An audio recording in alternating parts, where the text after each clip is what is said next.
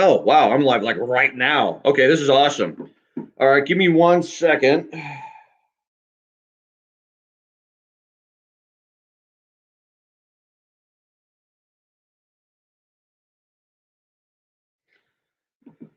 Uh, so, how's everybody doing? This is the Harambe Keeper.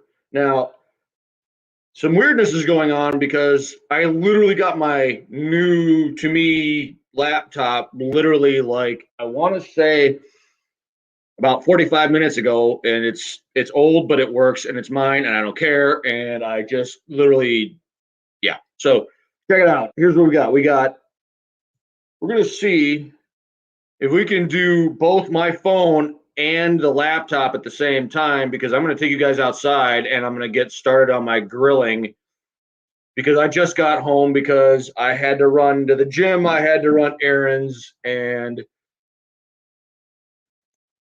yeah, we'll leave it at that. So yeah, disregard that in the background.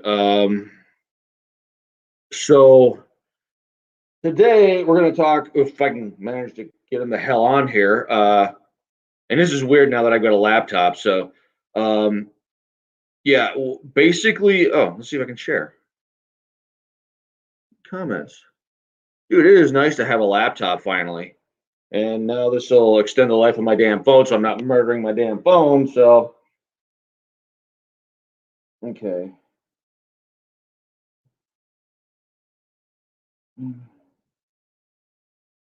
Hey, I'm all I'm gonna say to as far as exercise segment. Hardly eat. Holy crap! Jared's here. Holy crap! This is amazing. Hold on, Mick. Hold on. Yes, she did. Just got done feeding the animals. Well, I ain't mad at all, dude. The fact that this is working at all is nothing but miraculous to me. So, I said 6. so here's what we're gonna do. All right. Reception's probably going to get crappy here for a minute, so bear with me. Well, that's okay, dude. I am so used to it. I'm so used to it. I'm literally with you. We're gonna jump back and forth a little bit.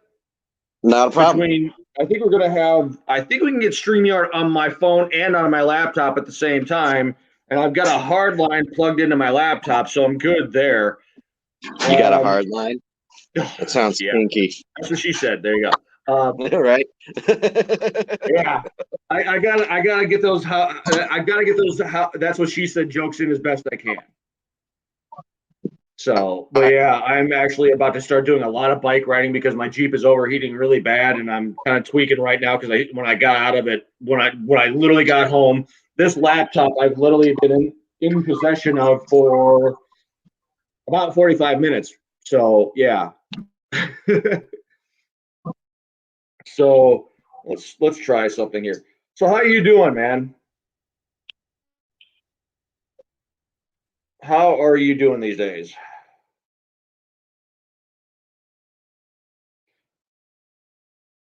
Let's see what happens. Dude, are you frozen? I think you're frozen. See if I can beat.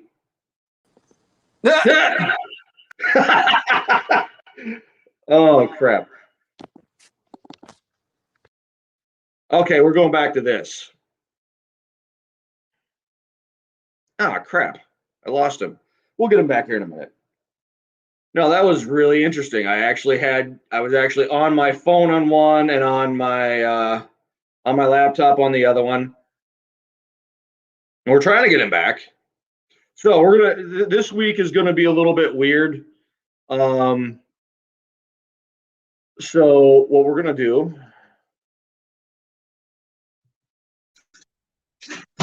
Got me?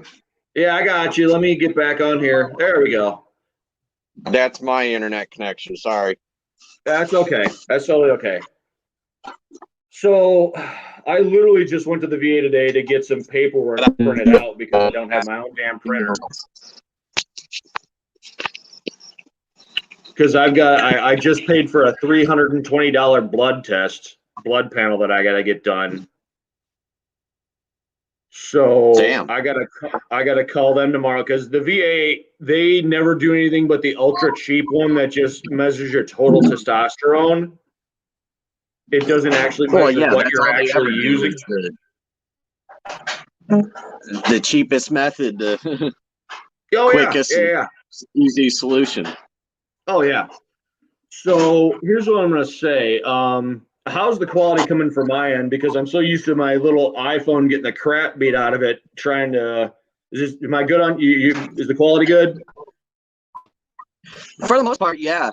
I mean, All right, apart cool. from my shitty internet connection, but again, I All right, apologize. cool. It's just bugging out today. It's the weather. Gotcha. Okay, here's what I'm thinking. I'm sure you've got a horror story or two you want to throw out, so we'll let you throw out a horror story, and then we're going to talk about Good we're going Lord. to talk about other stuff, car stuff, fitness stuff. We're going to have you. I want to have multiple guests on here on a regular basis, doing multiple things because I want variety out the ass as best I can get. Provide it to That's everybody. what she said. Exactly.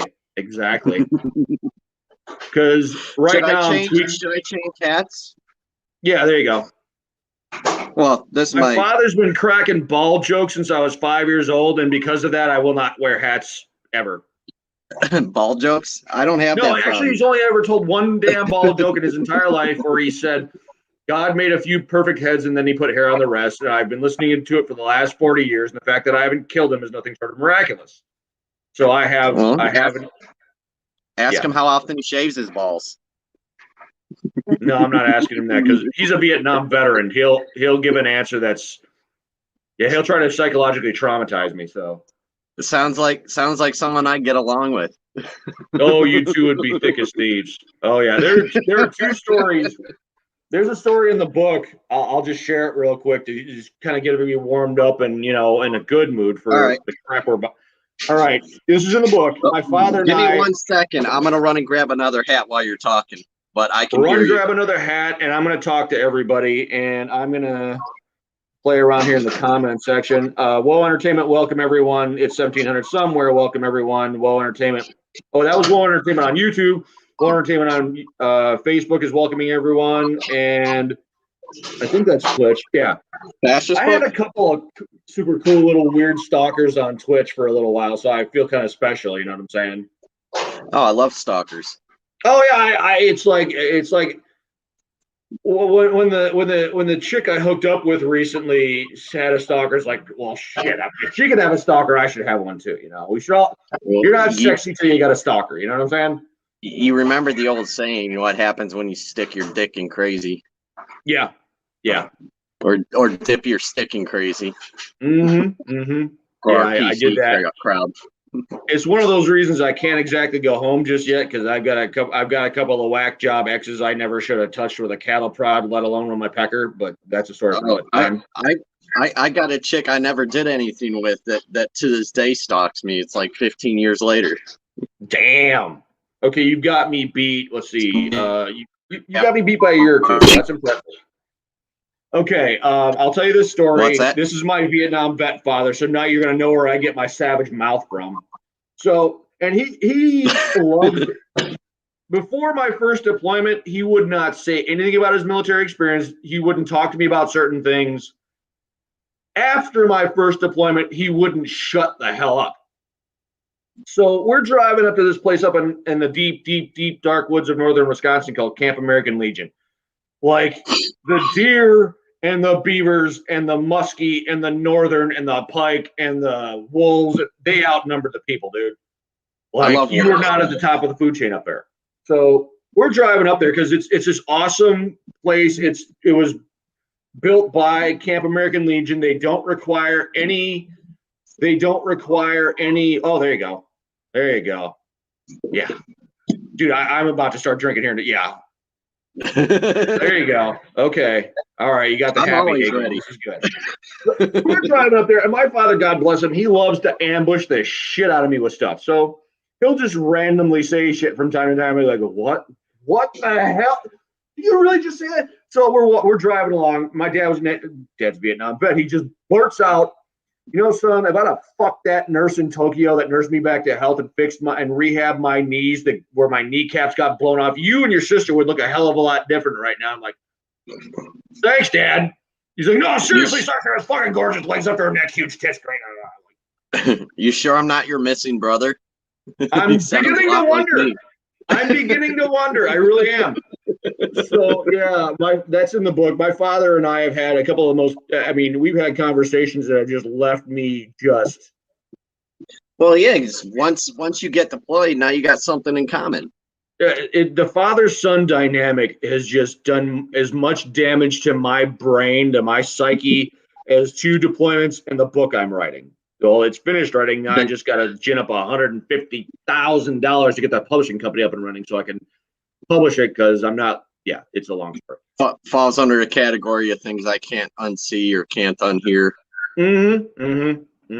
Yeah. So right now I am currently trying to not lose my mind. So yeah, I lost mine years ago. Oh yeah. As soon as I get my stimulus check, it's already gone, because it's going to be like thermostat. I've already got coolant. It's going to be possibly a bottle of frickin' catalytic converter cleaner, and then a bunch of other stuff. And I'm going to try to get started on my grill. Okay. My outdoor. You've seen the picture of my outdoor grill? Yeah.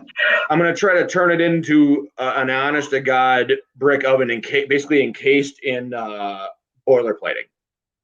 I'm going to turn it into a monstrosity that's a combination brick oven smoker.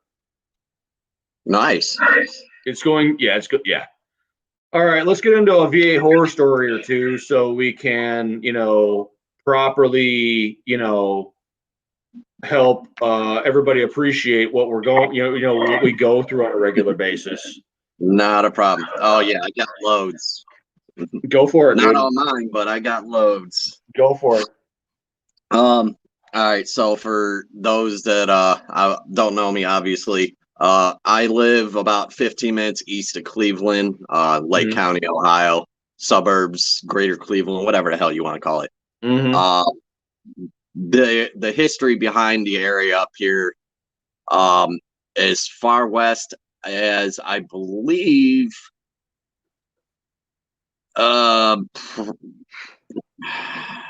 maybe Sandusky, maybe a little further, maybe to Toledo. I can't remember the exact area it covered, but this whole lake line at one point was nothing but active military personnel.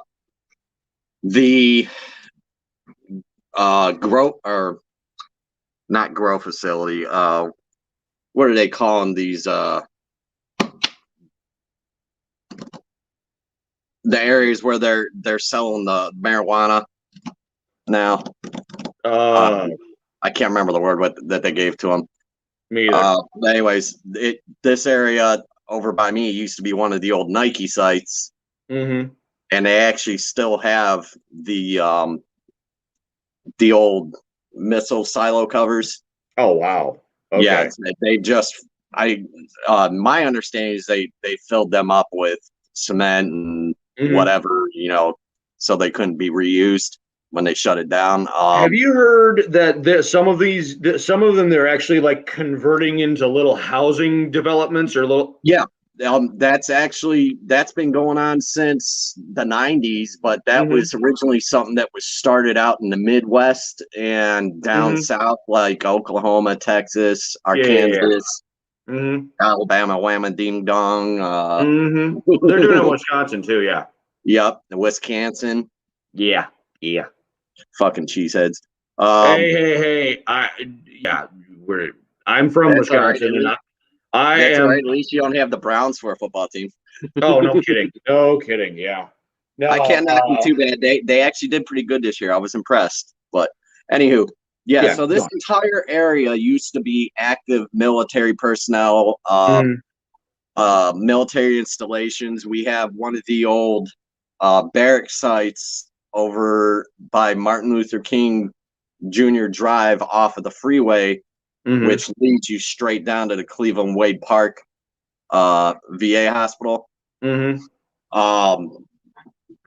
And they've converted that into a historical site, and they use it for camping and shit now. But anyways, yeah. So this area has a lot of military history, and coincidentally, a lot of the housing and stuff that was set up, you still have remnants of that as well. My house being one of them, my neighbor being the other one, and then several throughout the area. Anyway, so you got a huge military following in the area. You got a lot of military families, a lot of veterans, a lot of first responders. But it's anytime, and it's the reason why I got my liquor and weed sitting out, is because it's gonna get me going here, trying to,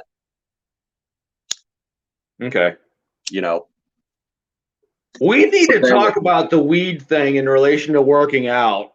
We'll get through the VA stories, but then we're going to transition into working out. We're going to transition into car stuff. Simply because I want multiple things on here, so my listeners, my viewers have some variety, for one, and for two. The fact that I'm not, stealing pot brownies from Willie Nelson is nothing short of miraculous. Although, once you read my book, you'll understand that if I ever do decide to actually get stoned, I have to do it with my grandmother for the first time, because in the book I call her Dubisaurus. dude, she's over 80 years old, and she's still firing up the bong 4 times a day. Hell yeah. Yeah. More power to her. Kudos, Grandma. There's a reason we call her Dubisaurus. In order to kind of put in perspective how bad the VA is up here, and I do have to point out that yes, there are people that have exceptional experiences up there, amazing experiences, but the problem being, you have, and it's become a pattern over the past, I'd say 20, 25 years, maybe 30, but that would be pushing it. You get these people that they go to med school, they get their nursing degree, or they get their MD or doctorate or whatever. And again, because of the huge military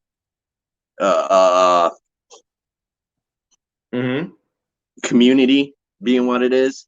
Yeah. They go and they work for the VA, and they do however much time there. A lot of these doctors will do their first residency there, or second residency, or whatever. But and there's, I don't remember if I ever told you about the list of personnel that they ended up firing several years back, but a lot of them were convicted felons for things like there was one of the people that was in charge of hiring personnel was a convicted child sex offender. He'd been busted like 6 times and only did a total of, I think, like 5 years, like altogether. Wow. From separate incidents. Yeah. But you get these people. I need my charger.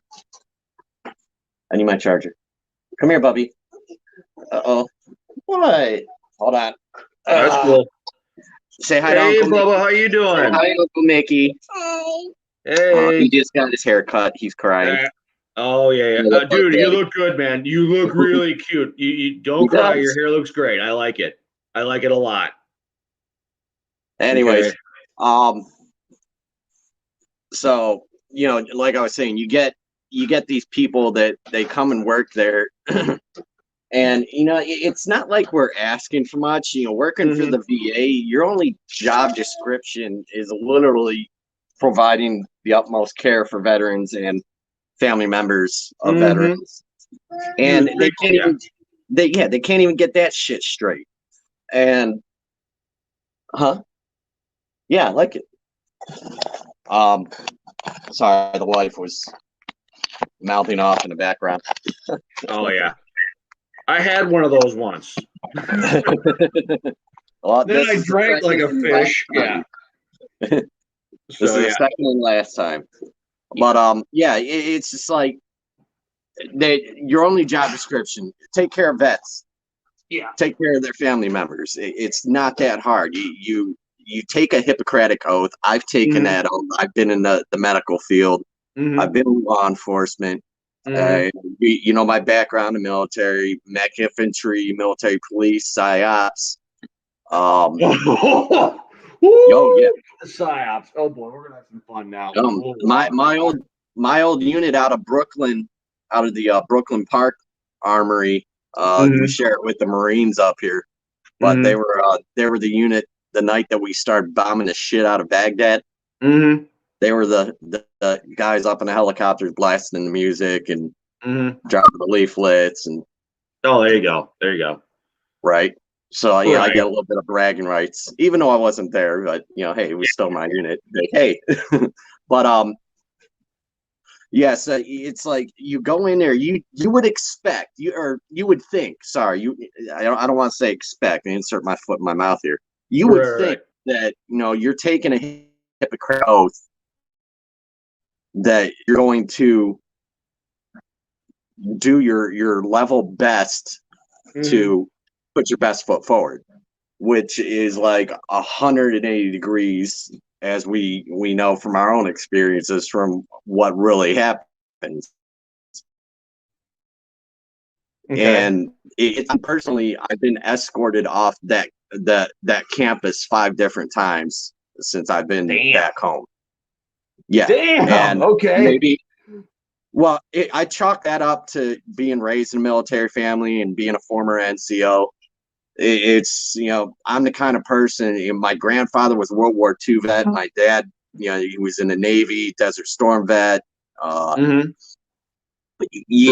lot of military heritage in my family, a lot of pride in the fact that it wasn't just the fact that we put on the uniform. It was the fact that we willingly and freely gave of ourselves, gave up our rights to protect our fellow man or woman and to ensure that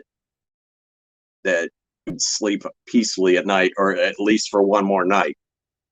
So we come back, we're not asking for much. Just take care of us. Just give us the help that we need. Don't ignore us. Don't give us the fucking runaround where, oh, well, I can't help you, go over there. And, well, no, I can't help you, got to go back over there. Well, I just fucking came from there. And they said, it's you're responsible for us. Well, no, they're responsible for that. They lied. So you go back and like, well, okay, this is what they said. You're responsible for it and you lied. Well, no, they don't know what the fuck you're talking about. Well, apparently none of you know what the fuck you're talking about, because I go this way, go that way, and you don't know what you're talking about. So, being a former NCO, I took,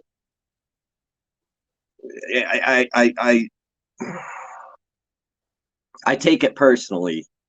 I did back then, and I still do now, when I see people, mistreating veterans or taking advantage of veterans, and it's sickening. It's disgusting. But it's like, you go down there, you ask for help, you get the runaround, you get the lies, you get the finger pointing. Everybody wants to blame everybody else but themselves. There's no accountability whatsoever.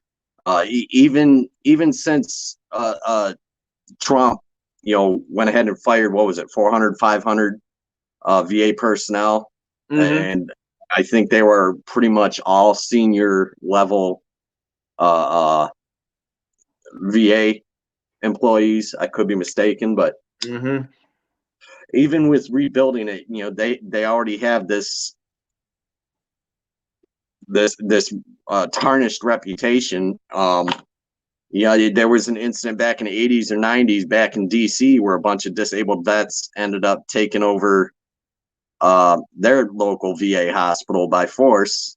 They actually made a movie on it. I can't remember the name of it, but it's the same thing. It's like a loop, a vicious circle. You're coming back and just going back through it over and over again, and eventually, we get tired and pissed off and go about our own ways of dealing with, PTSD, injuries, whatever. Hold on. Huh? Oh, sorry. But I went down there when I came back from my deployment. Had some shit happen. Long story short, one of my squad members took 7.62 through the K-pot. Ouch. Yeah, bounced around his head a little bit. He was dead before he hit the ground, luckily. Had another guy, after that incident, we came back to our AO, which at the time was called Old Pennsylvania. We were just 3 miles inside of the Kuwait-Iraq border on the Kuwait side. You can look out with a set of binos, see Haji standing in his tower looking at you, rubbing one out and waving, "Hey, America, America." And, of course, fuck you. Locked and loaded. Oh, yeah.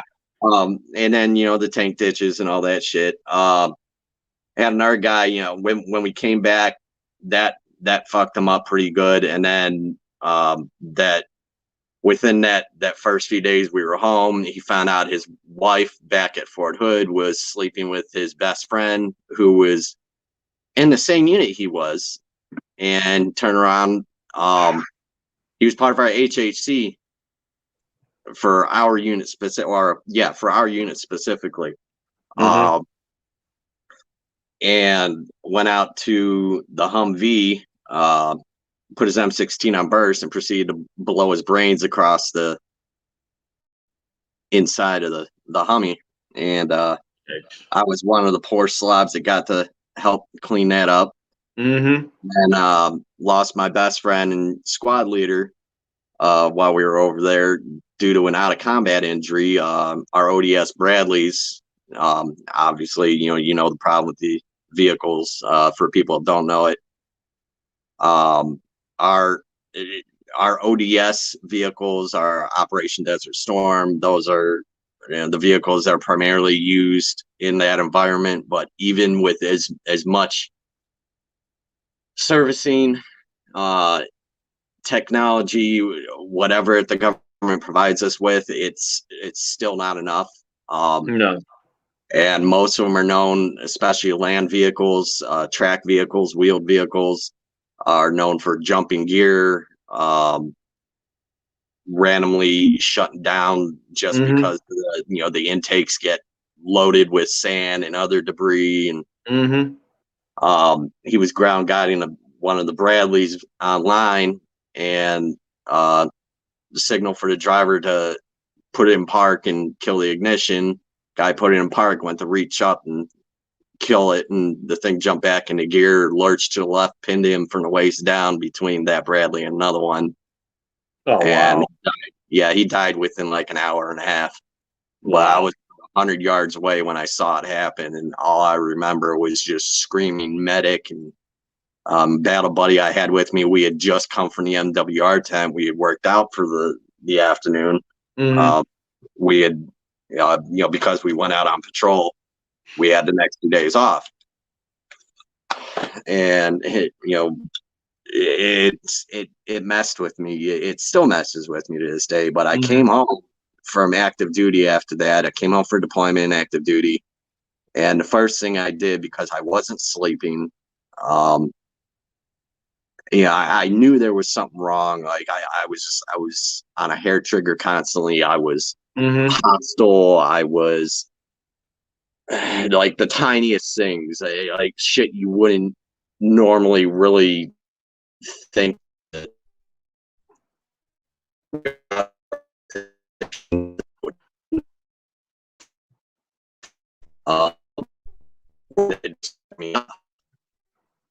So it's you came in a little garbled. So go back to being set off. I was saying, every little thing would pretty much set me off, and I knew there's something wrong. I asked my family, what do I do? I need help. They went, okay, well, why not go out there and see what they can do for you? So, following that advice, that's the first thing I did, and I went there.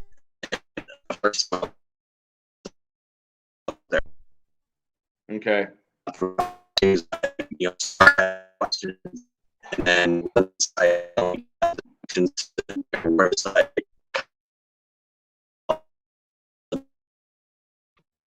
Yeah, you're coming in broken again. Yeah. You got a hard line you can plug your laptop into to improve the connection?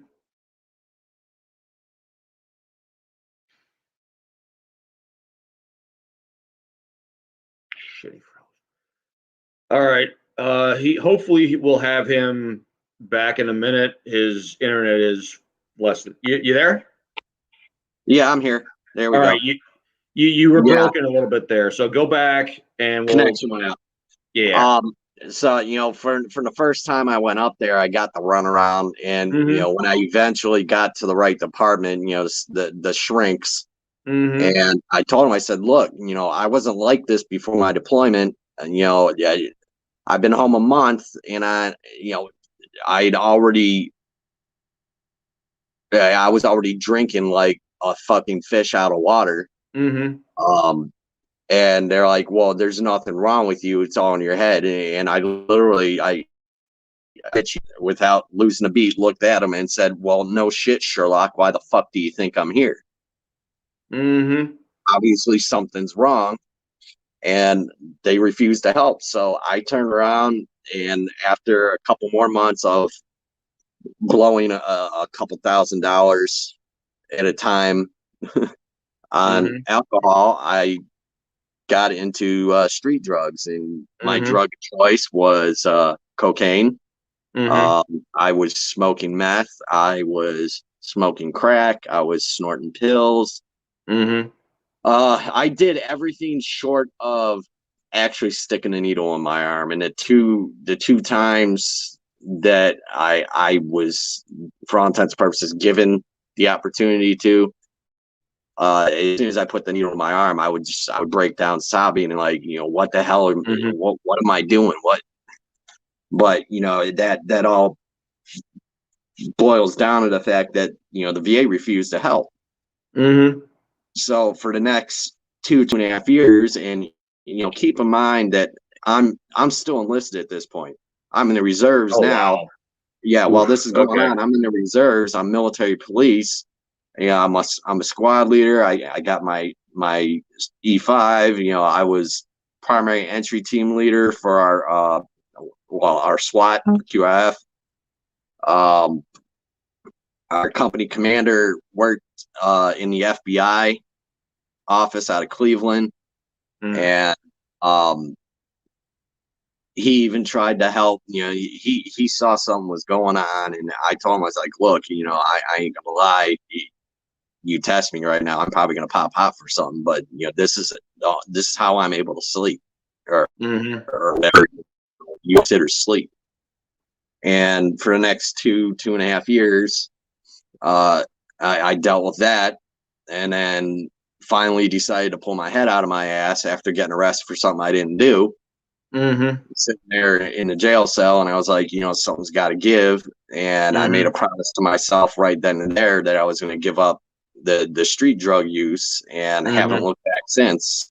Gotcha. This year is actually going to be, this June 18th is going to be 17 years of sobriety. You know what I mean? But that's always going to, sobriety is a bitch. Oh yeah, as most of us know. And once an addict, you're always an addict. But in order for sobriety to work, in order to break addiction, you have to want the change bad enough for yourself to make it. But you also have to believe it. If you don't believe it, if it's not feasible to you, you're going to give up, because you can want stuff all day long, but if it seems like such this emotional, it seems like this impossible task, it's like, there are days I'm like today, my Jeep is overheating right now. I'm on drag slicks. My VA claim was just denied because I literally told my Woden Warrior Project guy what my another one of my Air Force advocate PJ buddies was telling me to do, because he's an advocate too. and it's like my claim was just denied and my appeal was denied, and it's like I just shut him down. I'm like I'm at the end of myself because the CVSO here in North Carolina where I live, the last two have been, to call them worthless would be high praise. Okay. Yep. And it's like, here's the thing, there's very much a good old boy network here. If they don't like, here's the thing, that what they don't want to admit is that they're powerless. They don't want to admit they're wrong. They don't want to admit that they're not prepared. They're not properly they're not properly funded. Well, no, actually that would be a lie. They are properly funded. They're not prepared. They're negligent. They're You got to wonder if it's crossing the line from accidental to damn near on purpose. Pretty much. Well, I mean, that's the taste that's left in our mouths afterwards. You know, you have just like with any kind of customer service based job, you have a bad experience. Not only did you just lose the customer you just dealt with, but they're going to turn around and go tell 10 of their friends or 10 of their family members, and there's 11 potential customers you just lost. Whereas if you have a good experience, they're going to tell 3 or 4 of their family or friends. So you just gained 4 or 5 customers. Here's what I'm going to say on that. Down here in the South, they put an absolute premium on manners. Southern pride, Southern hospitality. Southern manner. Here's the thing. When they don't want a thing to do with you, when they know they can't do anything for you, they start getting offended faster. They start getting offended more easily and more. They're more sensitive. That way they can toss you out so they don't have to do any work. Oh yeah. Like I had my one caseworker was basically a high functioning invalid. We're sitting here talking and I'm expressing some frustration when we're on the phone with somebody at the VA. Oh, he thinks you hate them, and he thinks you're going to purposely screw up. I'm like, you're not supposed to say that. Right. You know? And then I get pissed, and then so much for patient or doctor-patient confidentiality. Oh yeah, that's gone. That's out the door. And then the first CVSO, who was like this good old boy who's like 400 pounds, and he's been in the National Guard since the War of 1812, you know. And I'm going to say this. This is going to get me in trouble, but it is what it is. Okay, you know the slick sleeve deployed veteran issue that like normally when we get to talk about what's a veteran, and then they get to the technical, if you've been on active duty for 90 days versus being deployed, you know. Normally I'm Homer Simpson fading to the background. Nope, I ain't touching this. But if you provoke me, I'm going to weaponize it in a hurry. Right. This stunk of slick sleeve. Okay, he had that rotten ass attitude, like he was trying to compensate for the fact that he never deployed. And it's like, you don't get it. You don't get it at all. It's not about better or worse. It's about the permanent change in mindset that happens to you. Well, that's part of the problem. That's part of the problem with the veteran community in and of itself. Yeah, we're always going to have the inter-service rivalry, like. You know, Chair Force is a redheaded bastard stepchild that the Army never wanted. Mm-hmm. And, you know, Marines riding Navy equipment. Mm-hmm. You know, what's the Marines?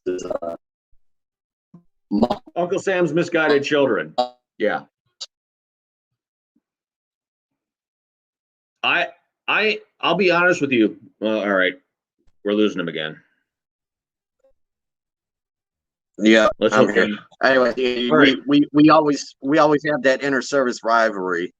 We always will, but you know, and you know when the shit hits the fan, obviously, you know, if you're out and about and something happens, you know, hoo and they all come out the woodwork. But in the meantime,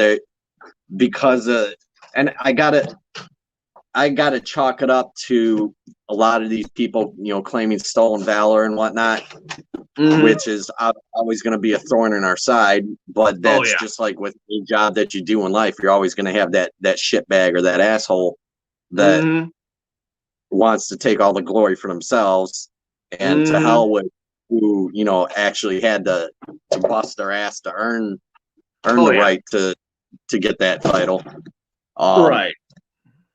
And it's because of that, you get a lot of us like, well, you deployed to here and you deployed to here. Well, fuck you. You know, I was over here and I saw more shit. Yeah, and it turns so, into a pissing you're contest. not really a vet or this, that, or the other. Well, so the problem. we Go ahead. We've created what it's caused is it's created a stigma amongst veterans because a lot of us are end up, basically just, Here's the problem for me dealing with the people I'm dealing with right now. If they don't like you, they are going to cut you off. They are the good old boy network will kick in and just. I'm persona non grata for the most part, as far as the North Carolina VA is, and in my hospital, they don't like me at all. Like the fact that I have not been escorted off the property is nothing short of miraculous. Okay, I've got a CVSO that I'm dealing with now that like we were in the gym together with another guy who's another veteran who and we were talking and he's that classic passive aggressive moral relativist. I said something and as soon as I walked away, he ran his mouth behind my back and I just walked away. And it's like I've dealt with a few of those. And I'm dealing with him now, and he knows he can do whatever he wants because he's got two coworkers in there. He's basically the equivalent of the boot ass lieutenant, Yeah. He's basically the boot ass lieutenant, and they're the two old fat ass E7s. Basically, it's the proverbial equivalent. So well, you remember the old officer saying, yeah. The West Point grads don't know shit, and the best officer is the one that came up through the ranks, earned his way. Mm-hmm. Oh yeah, the Mavericks, yeah. But now, crap, we lost him again. Hold on, there we are. All right, you're back. I blame that on you. Here's what I'm going to say. At this point, my attitude towards them is my existence is a screw you to them here, because I literally had to sleep in my Jeep in the parking lot because HUD-VASH lost my application, so I was homeless. And one of my other veteran buddies here in town, who was here in town, got me into a halfway house, so I wasn't sleeping in my Jeep homeless. He's one of the good guys. I got a veteran who's my powerlifting mentor right now. He's got that old school respect. He's not going to run his mouth behind my back like those other two jackasses did, You said powerlifting? Yeah, he's a bodybuilder basically, and he's trying to help me get down to 225 for Warrior Fest, And right now I'm tweaking like, huh? I said, and what's your excuse? Ugh. And let's see if we can get him back. There we go. There we go. I hate the interwebs. I said, what's your excuse? I'm fat. I've been struggling with my weight. I'm diabetic. You were supposed to laugh. Yeah. There you go. My brain's cooked right now because what I want to do with this show is I want to get the VA anger out of our system. I want to get us into fitness to where, because I want to do, I've got a kettlebell trainer. He did something to me on Tuesday that should not have been done to a human being over the age of 35. And it's like, I'm trying to bring this journey to bear for everybody to see. So it's like, what's your excuse? And I'm trying to do this all on a shoestring budget. I'm trying right now, I'm going to probably go back to the gym after this once I get my bacon cooking because it's a mess right now. I'll tell you what, as far as getting yourself out there more, excuse me. Mm-hmm. Well, you're already in my group chat on Facebook. My brother-in-law, Danny Wolf. Yeah. Who owns the chat group and our Facebook page. Anyways, he's a Marine combat veteran. He's actually the one, as I told you before, he's helping me set up my podcast, and he's helping my fiance and I set up our apparel line. He's like this dude has some connections, Mm-hmm. and he can help you out just as much as he helped me. Mm-hmm. Just drop him a line in chat. Just be like, hey, Danny, Jared told me to hit you I'm up. gonna find that, and we're gonna talk tonight because right now I'm in deep trouble financially, and I'm trying to literally set up a GoFundMe to try to pay for all the stuff that I want done up in Ohio because the VA won't pay. Here's the other thing I want to talk with you about the VA issue, about issues with the VA. Is it me, or is it if you don't have insurance, you get the bottom of the barrel care and everything I've ever wanted from the VA, there is a ready-made federal or VA regulation that says I can't have. They never actually say what it is. No, they just beat around the bush. Oh yeah, and they never. It's like as God is my witness, I'm convinced that the VA is run by the E4 mafia, or there are members of the E4 mafia who are total freaking blue falcons. That would make sense, wouldn't it? Oh yeah, and these two guys I'm dealing with that at my gym, they won't even,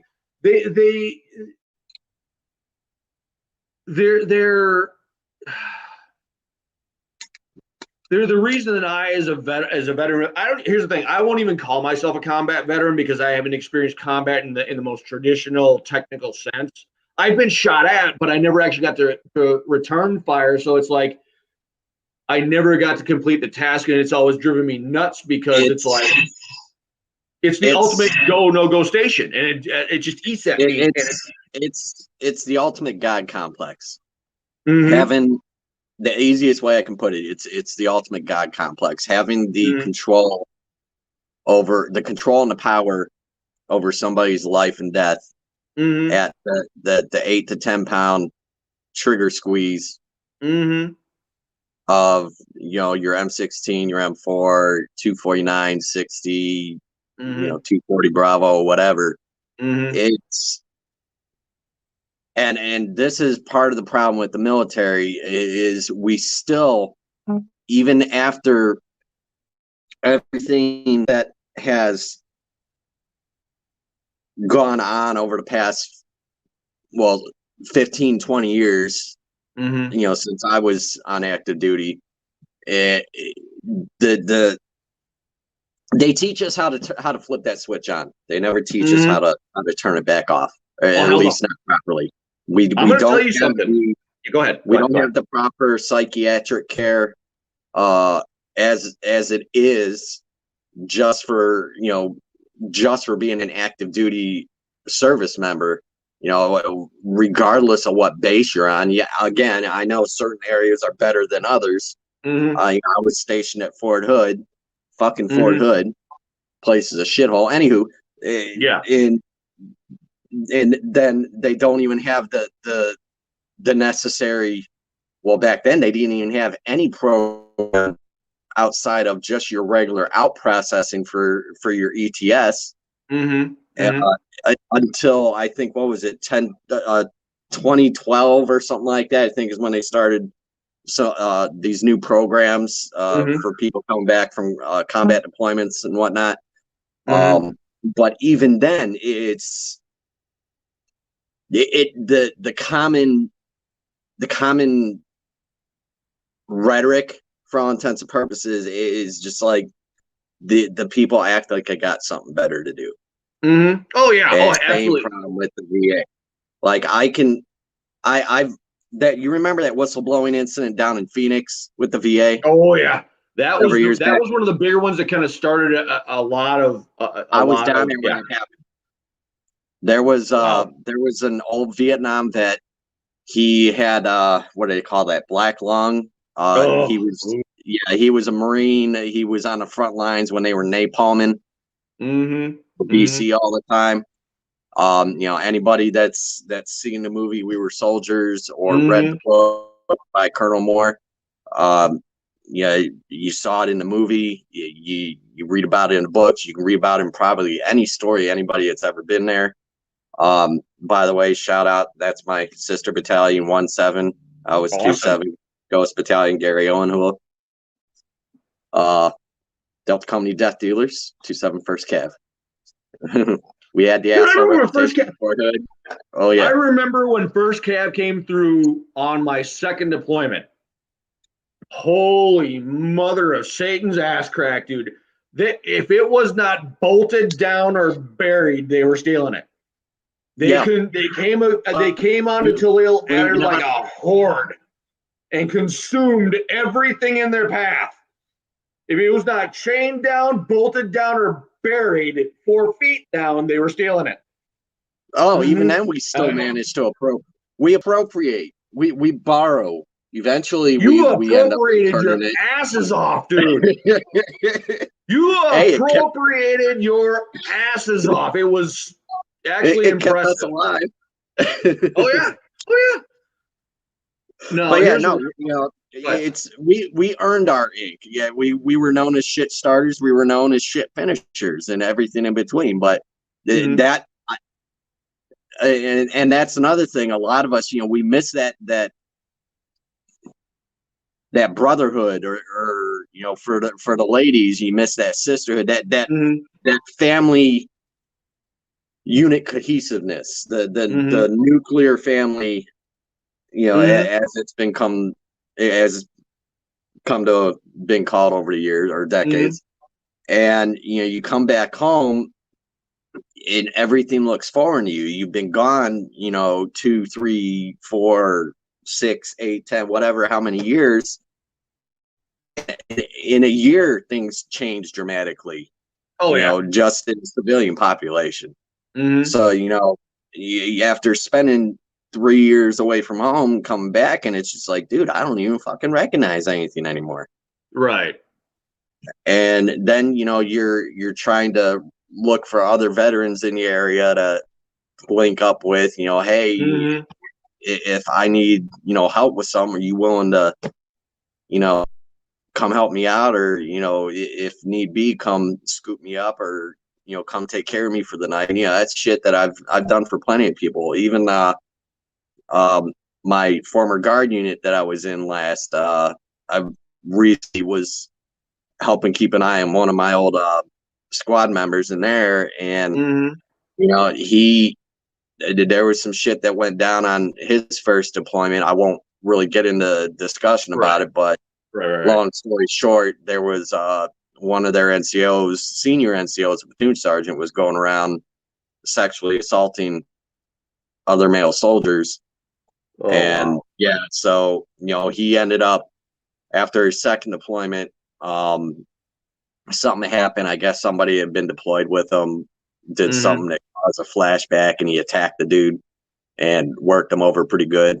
He one of the nicest guys you ever know. Like he actually used to work for the VA.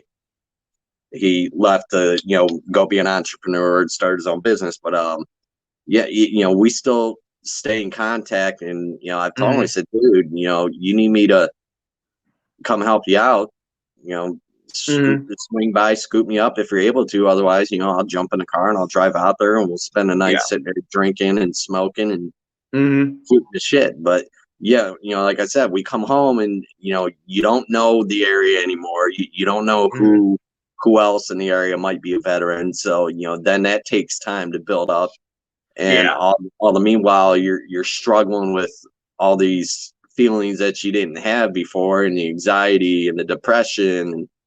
That leads to feeling worthless, feeling hopeless. Why bother? Nobody else that's supposed to help me is going to help me. So why should it matter what I do anymore? And then leads into our population of homeless veterans. And then that leads into, the statistics behind veteran suicide. Just in the past year alone, because of COVID, because of the fucking Kung flu, just in the past year alone, that number has increased, I think, by like 8 or 10. Yeah. And that's the thing, between the kids and their psychological problems and the veterans and their psychological problems, it's like we're sitting on a powder keg right now. Here's my thing. I'm going to say this. It might get me in a little trouble. I've got a guy I'm talking to at the gym. I am literally at the point I hate the VA that much, the hospital and the local assets here enough. I told him, I says, I will sign it all away. Give me one more damn deployment so I can feel like I'm worth the damn. The two guys I was mentioning, they once they don't like you, they just stop. They're like civilians texting you. They just stop talking to you altogether. They ignore you like you were never there. They don't give you the basic respect of a conversation or a response. They'll never gets treated better at the VA than a veteran does. Oh yeah. And anybody that's been deployed, whether it's been combat or non-combat, you're going over to a foreign country, someplace you've never been before. You're always going to leave part of yourself that there. Oh yeah, yeah. So for the non-combat veterans who show symptoms of PTSD, that's what most of it comes from. You know what it is? Here's what it is. The problem is your civilians at the VA and your civilians in general have this caricature in their mind. I'm going to say this. The World War II veterans, God bless them, God bless them, God bless them. I love them. They are a double-edged sword for every other generation after them for one simple reason. They set the standard for what we should be. That's good. Yeah. I'm still getting used to where the damn camera is, so yeah. Mine's right here. Oh, mine is right in the middle. Anyway, yeah. Right there. So that's the good news. The bad thing is they never talked about anything. So they've got this caricature that they've created. Like they're these happy-go-lucky people. They have no problems. They're stuffing things down and they're suffering. And the civilians think that's what we all should be. And then when we, as veterans who have problems, are struggling, we're treated like we're substandard garbage. Yeah. And the problem that leads to is you got veterans who are the slick sleeves. They jump through flaming hoops of crap to look like the World War II veterans to make themselves look good to the civilians. And then the combat veterans who don't do that are alienated, demonized, and crapped on. And the guys, these two guys I'm dealing with now, and the one before, they're the dick bags. They're the blue falcons who are doing veterans like me and my guys wrong and disrespecting us just to look good to the civilians. Right. And they don't care. That's like what. Yeah. That's like I was saying earlier. You get the ones right. Oh well, you aren't really a combat vet, or you aren't really suffering from PTSD because you weren't here in Iraq, or you weren't here in the stand, or. So fucking what, dude? I did the same damn thing you did. So right. What? I didn't experience it on the level you did. There's no reason to be a dick about it and to beat me down or attempt to humiliate me or embarrass me in public because I'm not on your level.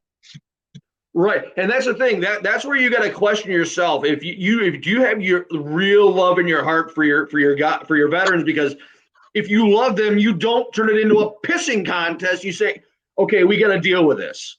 Right. These people I'm dealing with, they don't have that love. They don't have that love. I said what I said. They don't have that love. So they turn it into a pissing contest. They jump through flaming hoops of crap for the civilians so they can look good. They're about making themselves look good, and they don't care what they do to me. They don't care what they do to my guys. And that's what. They don't care who their actions affect. Yeah. And those are usually the ones that need the help the most. Right. They're not willing to admit and this comes into the whole pride thing. We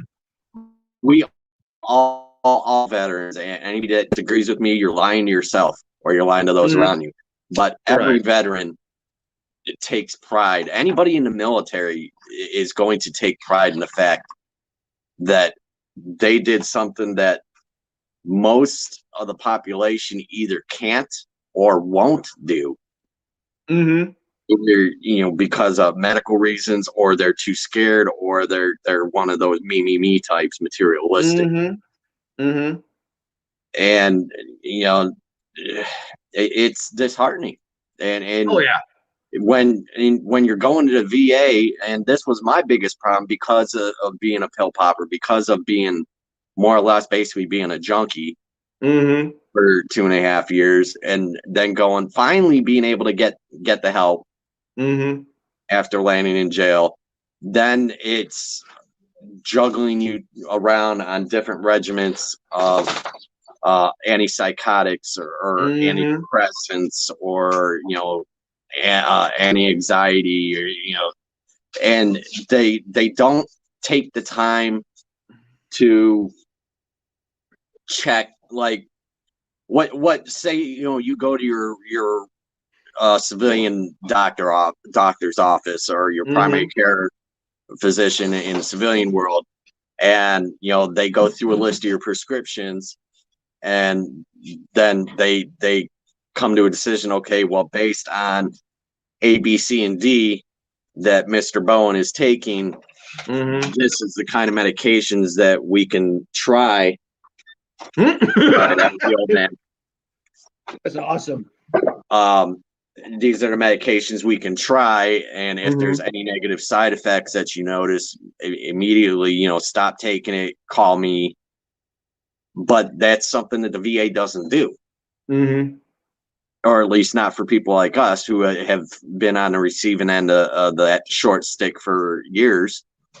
But you getting, at one point, I think I was on 17 different prescriptions for the PTSD.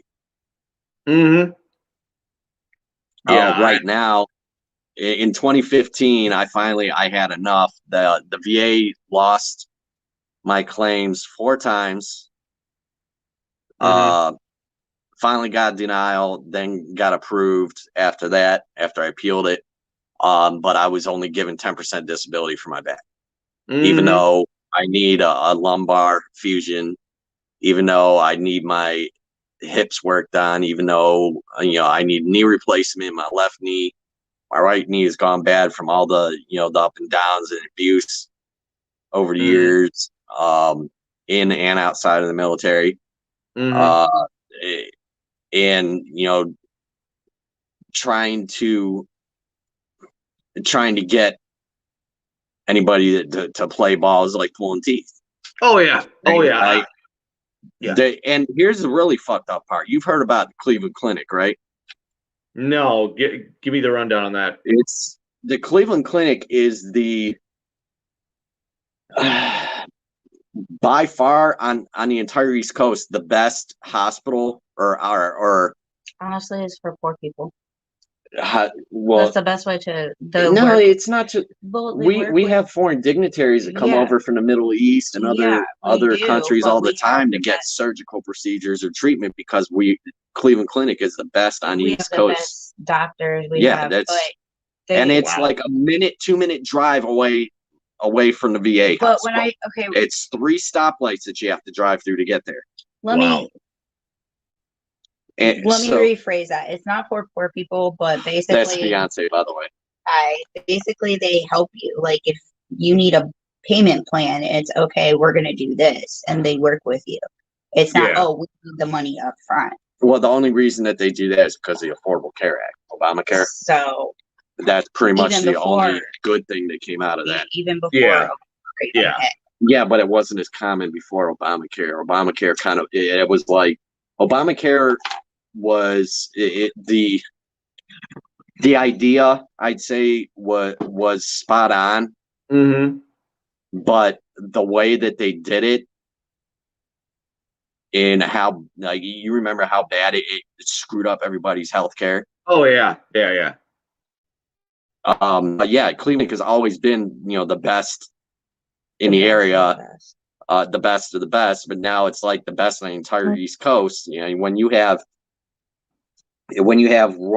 Saudi royal family members, or Kuwaiti, or whatever Haji ass backwards sandpit over there wants to send you, and they come here to get the care instead of going to other hospital systems throughout the world, or here in the U.S. alone, just because Cleveland Clinic has developed the best reputation. which leads into the other end of this problem with the VA. You get these people, they get done doing their time working at the VA, and then they apply for someplace like Cleveland Clinic, or we also have the Metro Health, Metro Hospital out in Cleveland's west side. There's a couple others. But anyways, they go work for these big name hospitals or these big name campuses, and nobody really does any kind of real investigation into their background. Have you ever gotten complaints against you by patients or by coworkers or by other staff members? And what little that they do bring up is pretty much brushed off like, okay, it was just like a minor infraction. Hey, not everybody's going to agree to disagree kind of deal. And they leave it at that. And these people get picked over, Joe Schmo or Jolena Schmo, regardless of the fact that they were, summa cum laude, that regardless of the fact that they were valedictorian, that they graduated at the top of their class, best in their school, whatever. And, I would rather at this point take Joe Schmo, just coming out of med school, just graduating. I would rather give him a chance to get the experience than these people that have come from the VA, because I already know going in there that, after dealing with you jagaloons in the past, this is what I have to look forward to. So now I have that apprehension. My, builds up, my anxiety shoots through the roof, blood pressure shoots up. They don't care about that. No, they don't. Like my doctor literally, her nurse literally treated me like an idiot. Basically gave me a class in front of the doctor, treating me like I've got a single-digit IQ. Right. And then that whole comment I made earlier about, pile of shit gets treated better than we do. And that's not even an exaggeration anymore. And that's what makes me like the area. I got you. That's fine. No, that's funny as hell. No, for me, it's right sad now, and it's true, but yeah, it's funny all at the same time. It's kind of like one of those. It's one of those like an aha gotcha moment. In a manner of speaking, in a sense. Yeah, but, the thing for. Go ahead. Go ahead. No, you. Okay. The thing for me is I literally had a doctor. I've had what's called a pilonidal cyst surgery. I've had 2 of them. Yeah, you told me about that. You want to talk about pain? You think I'm going to let them operate on me again when I literally had to tell the doctor to check for an infection again? Okay. And I literally tell her every about 6 months, I'll bleed out of my butt crack like a field dress trophy buck.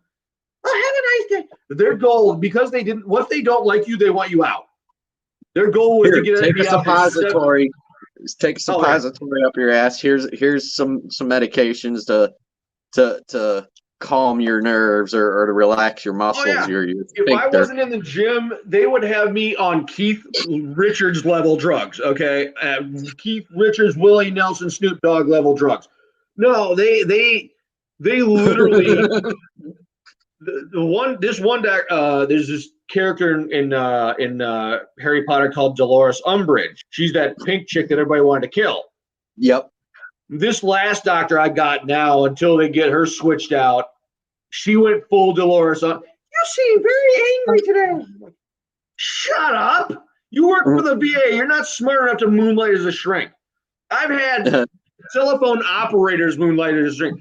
But no, they switch them out every 6 months so they can never have a real good long history of being lazy, worthless, and incompetent. And it's sad. It's sad that we could go to a strip club and get a better counseling session from a stripper than we can going to the VA hospital. I can't even laugh at that because that's not a joke. It's not an exaggeration. No, it's true. I can laugh at it. I've done it. But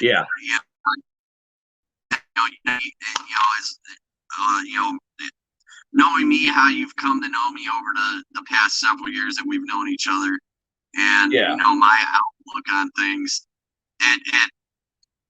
At some point, we need to come to the realization, this is the unfortunate cost of doing what we did or are doing, or will be doing for people that are just enlisting now, or just enlisted. It's like it's the flip side of the coin, and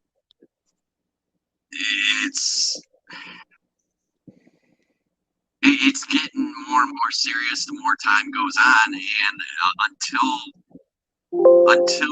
we can get enough people around the country to open our eyes and pay attention, it's going to be a continuous downward spiral for us. The big problem, the point of being hilarious, like those old cartoons we grew up with, or like some of those not just comedies we've watched, or action comedies, shit like that. But at some point you have to realize that, okay, you know what, this is the cost of doing what I did, but I can't sulk around all day. One of the first things they teach all of us coming in, whether it's boot camp or basic, or whatever the hell you want to call it, puddle jumper boot camp for the Coast Guard. But it's damn it, I just lost my concentration. Hold on, I gotta rewind. Yeah, gotcha. At some point we need to come to the realization that even though this is the unfortunate cost of what we did, we could mope around all day and say, woe is me, and I want a pity party for this, I want a pity party for that. Or we can use what they taught us upon our initial entry into service, which is never give up, never surrender. Unfortunately for most of us, especially those of us that are suffering, it's you got to find where you have to go back and start prior, like what we did with our wall lockers, with our uniforms and our clothes. Everything had its specific place in our wall locker, or everything was folded or rolled in this manner for this reason, whatever. And that's, you got to start from square one, but you have to be able to, just like with sobriety, you have to be able to find that area, and start from there and take baby steps. Make sure you're reaching out to the right circle of individuals to be your support group. Make sure that you're utilizing the correct coping mechanisms or coping methods, and make sure you're doing it correctly. Otherwise, you're going to keep coming back to square one. Every time something bad happens, you're going to keep coming back to square one. You got to start back over, and it's going to be a lifelong struggle for us. That's what they don't tell you. Once you experience that, that's going to change how you are for the rest of your life. I'll admit, I was naive before I got deployed. I was one of those people, nothing will happen. We'll be fine. We're just going to sit around with our thumbs up our ass all day, because we're going to be, we were basically glorified Border Patrol when we first got there. That was our original. That was our original orders. Okay, we're just being posted up as a defense force for any potential invasions. We don't need another Desert Storm like we did back in the 90s. They're trying to be proactive and nip it in the bud ahead of time, so it wouldn't end up having to be any major concern. And then, of course, within the first couple weeks we were there, our orders changed to, okay, now you are under orders for Operation Enduring Freedom. We were Task Force Blackjack. And we were originally they originally changed our orders to I think it was 18-month deployment, and then orders changed twice after that. I ended up being there a total of 7 months, and that's it. That's including the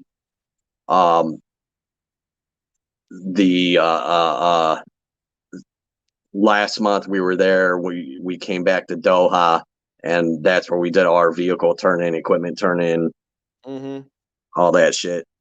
But that the entire rest of 6 months, it was, you didn't know from one day to the next if you were going to be going. Are we crossing the border tonight? If we do, I need to call my family and say, hey, I can't tell you what we're doing, but I'm getting ready to go out on a movement. Should something happen, I want to at least tell you guys I love you, I miss you, whatever. So we had a lot of that, and after having to do that like 3 or 4 times, that's going to start to weigh on you. Oh yeah.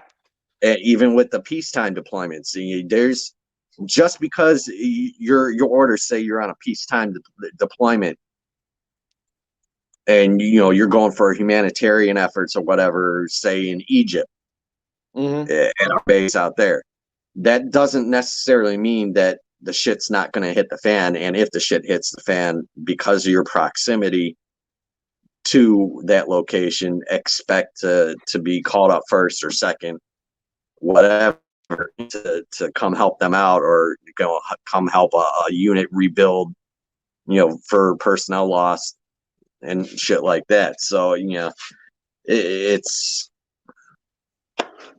and I know I'm jumping back and forth a lot here. Well, here's the thing. The problem is we can talk about never give up, never surrender. It's easier to not give up and not surrender if we've got some kind of a plan in place. Right. Hence the priorities. You have to prioritize or reprioritize your life at that point. Figure out what you want. Set your short-term goals. Don't bother setting long-term goals right away. Set short-term goals, because again, it's the baby steps. You have to do this, this, and this before you can even consider attempting to do this. Because if you try and automatically just jump straight into, hey, this is my long-term goal and this is what I'm going to shoot for first, you're almost always guaranteed to fail, because you're ill-prepared, you're ill-informed, you might not be where you need to be as far as mentally or financially or physically. So you have to start short-term.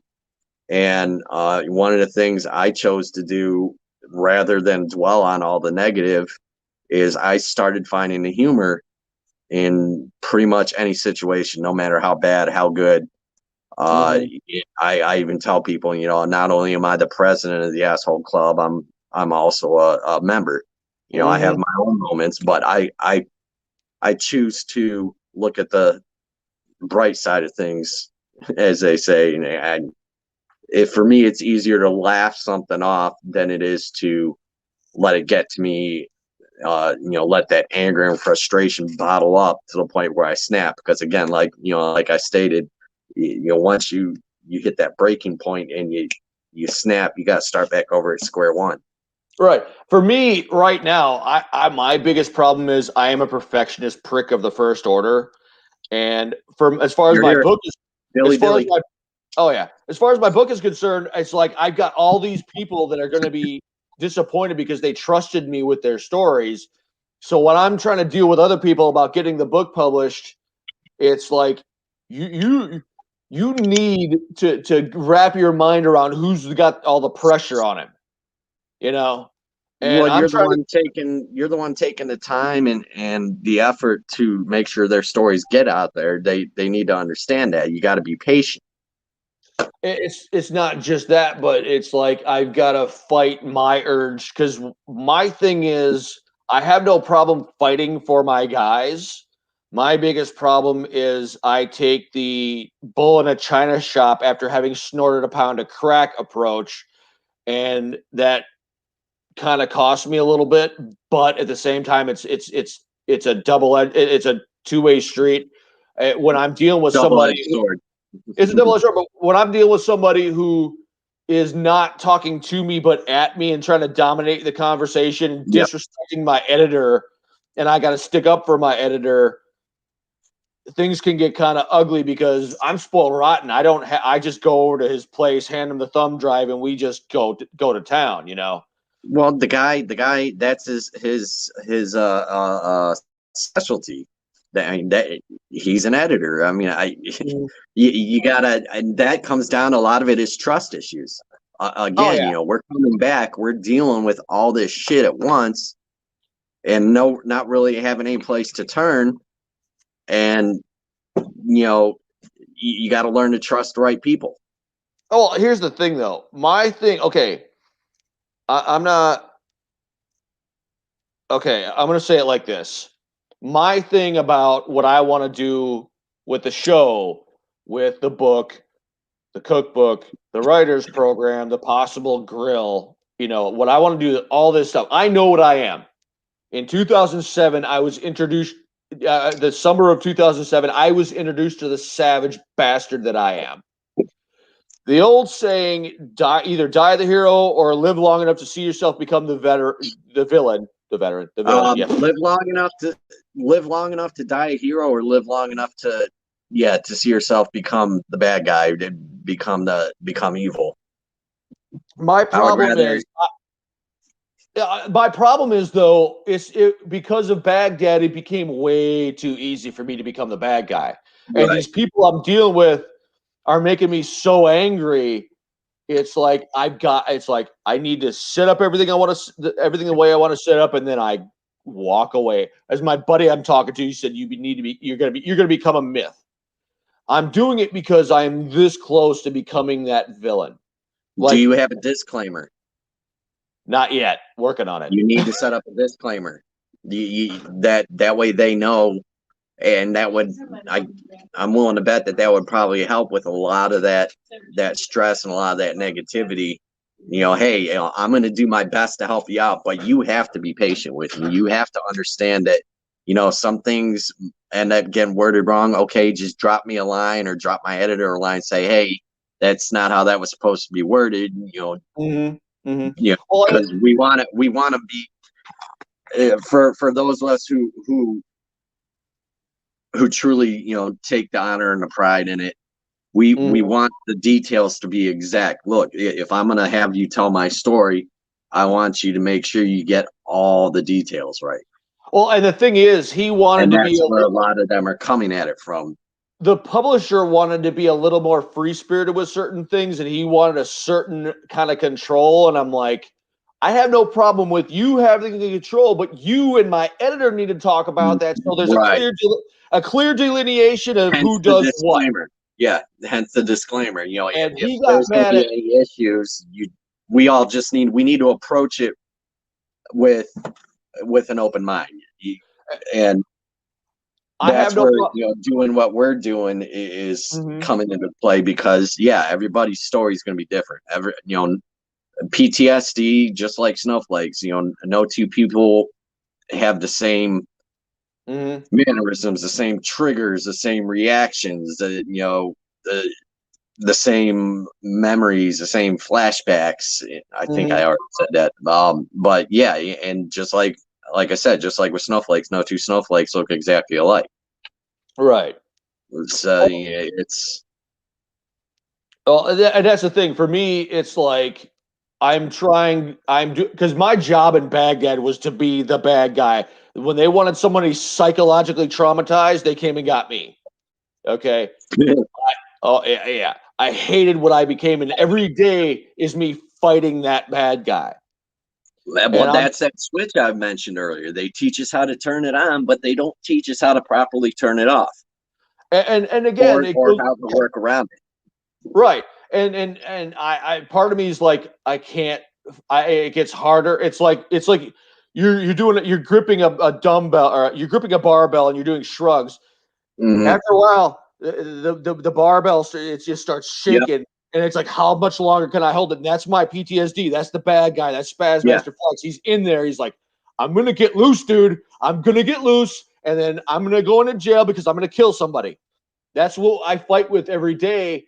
and I deal with my veteran brothers, and I'm like, I love you, but I need certain things to get certain things done. And if they don't get done, the perfectionist dickhead's going to come unglued. And it's like I'm trying to hold that in so I don't go off on them. But that's me. Daily. That's me. Oh yeah, I ain't gonna lie. And people at church look at me like I'm either a leper or a ticking time bomb. And the veterans at the church are like, no. You shut your mouth, dude. We do not need these people thinking we're as crazy as you are. Once you still telling your war stories, they're gonna think we're just like you. No, shut your mouth. That's I've actually had an interaction similar to that at a church I used to go to. Yeah. There's a guy there. He was a Vietnam veteran. Yeah. Yeah, I'm sorry, is a Vietnam veteran. He's still alive, unfortunately. Yeah. And this dude was he.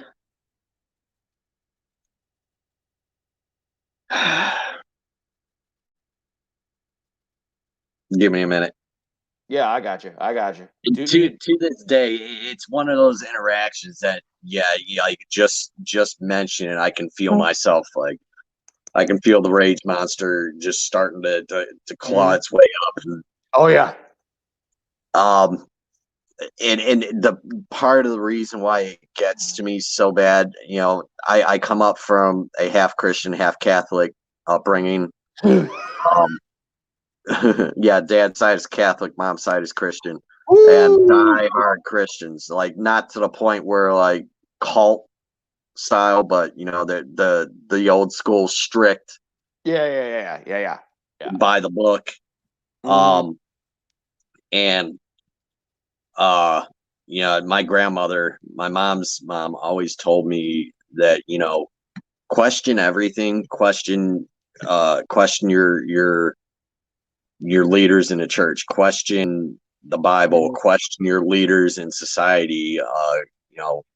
It somebody needs to be there to keep these people in check, because all too often, especially with technology and media, we've seen all too often through the decades in the Catholic Church, in the Christian church, where these leaders abuse their privileges, sex with minors, that kind of stuff, or stealing like what would that be? Embezzling? No, not embezzling. Grand larceny. Stealing. Basically, they were stealing donations from the offering plates after service, after everybody's gone home and they're finishing up their work for the day. And that's left such a bad mark on a reputation of people in those respective religions. Yeah.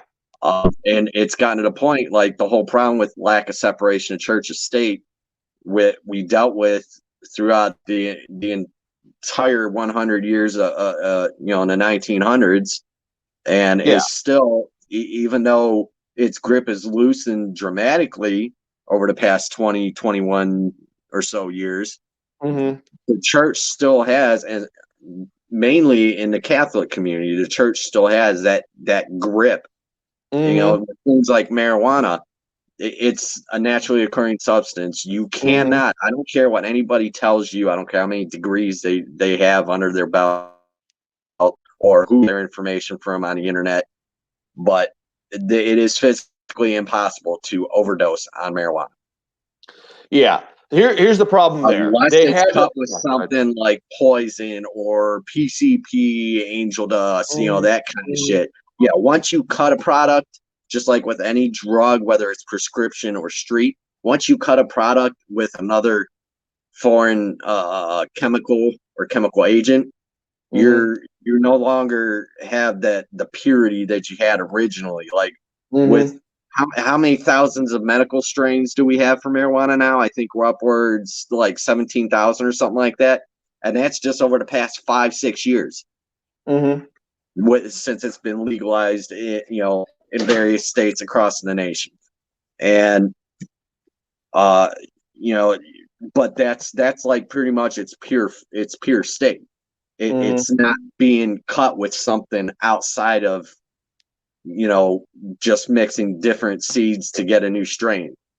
Here's the thing about that. The problem with the church is they have that. I'll say forgive me. I always use the term slick sleeve in a really belligerent, nasty way. Oh no, you're right. You're right. Don't apologize. Don't apologize for facts. One thing I always tell people, and you've heard me say it. I've gotten on your ass about it before. Never apologize for something that's out of your control.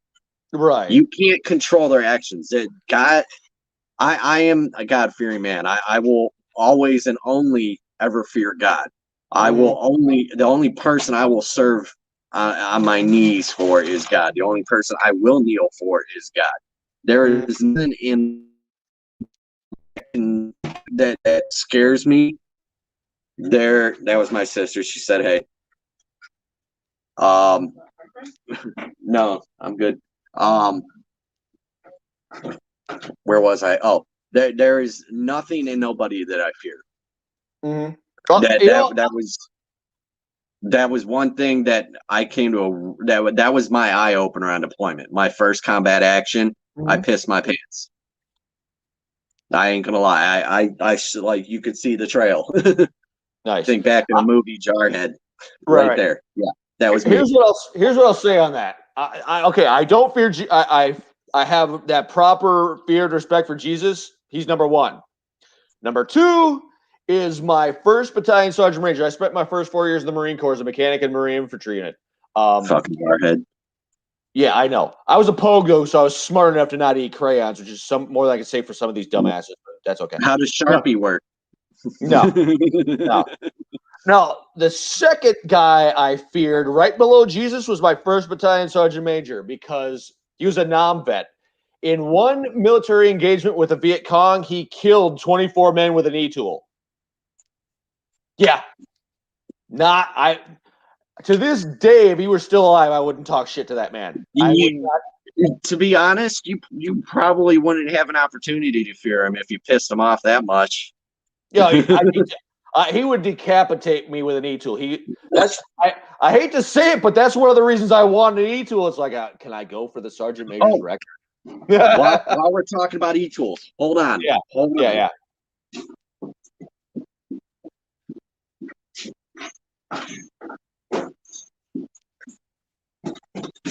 And this is for those of us that don't want to pay the insane over-the-counter prices at a surplus store. Yeah. This is at Walmart. The Ozark Trail. I paid $20 for this, and it is, for all intents and purposes, legit. An E-tool. Nice. There you go. Okay. It's even got the serrated edge on it. Oh, nice. Okay. But yeah, it's the same material, same grade, at a fraction of the price. Nice. So in case anybody wants to, get some stuff for cheap, and it's a good quality product. I've used their tents. I've used plenty of their equipment in the past. Podcast, you're going to tell people like where you get your equipment and sell it. Well, why don't you come here and? No, come on. I'm doing. I hate that. I was trying to get the wife. She wanted me to mention about for my podcast. One of the things we're going to be doing with the whole resource gathering, getting our fellow brothers and sisters in uniform in contact with the right people. Like Veteran Service Commission, the DVA representatives, which generally you'll find in the VA hospital or one of their primary care clinics. Yeah. Aid stations, as we call them. Yeah. But a lot of those people right there, like you had mentioned, you had your one guy that helped. There was an older gentleman. He was a Vietnam vet that actually he was one that helped me with my first 4 original or I'm sorry, my first 3 original denials, and then he passed away. But Oh, you know, okay. he even told me horror stories like when he was working at the federal building, they would Mhm. literally take somebody's file, put it up on a shelf next to them, and forget about it. Mm-hmm. And that's where a lot of us were getting and still are getting lost in the system. Yeah. So yeah, for up here, I can put people in contact up in my area Mm-hmm. with the right organizations and the right people. But you know, again, you know, just like you're trying to use this to help reach out to our veterans. One of the things we're covering is where to be able to find gear. You know, at below MSRP Mm-hmm. for, you know, brand new or literally almost brand new, slightly used equipment. Yeah. We're trying to set up like a parallel community care network. Yeah, yeah. We need to talk about that because all I'm going to say is there's one entity that I went to that I thought would be receptive to my idea. Oh no. You thought wrong. No. No, they gave me the old heave ho. I'll just say it like You that. don't come up the kazoo treatment. Yeah. No, and I've got a doctor. I'm actually going to be I'm gonna set up an appointment for my blood test, my $320 damn blood test. That's all I was able to raise through GoFundMe out of $4,000 I was trying to raise. So I could get back up there and I could get all these treatments that I needed because the VA will do nothing, and I mean nothing, but shove pills down your throat and a pump in your pecker, and it's like, no. Well, you know, Wade Park, they're one of the best in the nation as far as surgical. I'm not gonna lie. That's one bonus of being so close to Cleveland Clinic, to their main campus. But yeah, when it comes to, like I said originally, when it comes to overall treatment of veterans and their family members, they're as bad, if not worse, than the Phoenix VA hospital was during that situation. Phoenix is the this is gonna sound horrible. Phoenix is the gold standard for crappy treatment of veterans. Salisbury here is they're in the top 5. It would be Phoenix, Cleveland you just mentioned, Crapcago, Milwaukee, Salisbury, North Carolina, right here. Oh yeah, Chicago's a lost cause. Yeah, any veterans, and I will say this: any veterans living in the area of Chicago or the surrounding communities, you need to find another location, or you need to relocate to a different state altogether, because it became painfully obvious during the Obama administration. Oh yeah, especially with Biden. You know, I can't fucking stand the guy personally, but he is still my president. I will give him the respect of that. Yeah. As I will any president of this country. Yeah, but a lot of his bills and shit that he passed for veterans and military or active military fucked us big time, and not in a way that was pleasurable. Like to the point, like almost to the point of Bill Clinton level fucking us. Here's what I'm gonna say. I was back in middle school when that shit happened. Oh, middle school and high school. I'm going to say it like this. People want to call this a conspiracy theory, but you've noticed that President Biden, and I'll give him the same respect you do. You've noticed this man, first of all, they're trying to strip him of his sole power to, drop the nuke. All right, hold on. I'm going to sum this up for you in about 2 or 3 minutes. Yeah. Biden, Harris, they know they're puppets. And I've been saying this for years, and especially over the past year and a half in the live broadcasts I've been doing.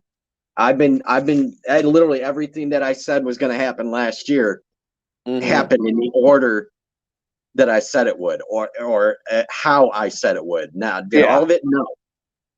Yeah. And I'm willing to admit when I'm wrong on certain things. I'm not that prideful, but literally everything that I laid out, and you came in on a few of those broadcasts, and you even you spoke up. You're like, yeah, that's right. But everything that's going on right now for those of religion, it's been prophesized in every major religion that exists on this planet. Yeah. The end of days, the war to end all wars. What we're battling right now is communism. Socialism is one of several forms of communism. Well, no, socialism is a segue to communism. Socialism is communism with manners, basically. Communism is a conflict theory, but it's a theory, and a theory. The difference between theory and fact is fact has enough evidence to prove its claim, whereas theory is loosely based on evidence, and there's not enough sufficient evidence to prove it fact. That's why communism gets its roots from Charles Darwin and his theory of evolution through natural selection. And the reason that has never been accepted in the scientific community is because that was a theory and it didn't have enough evidence to back his claim.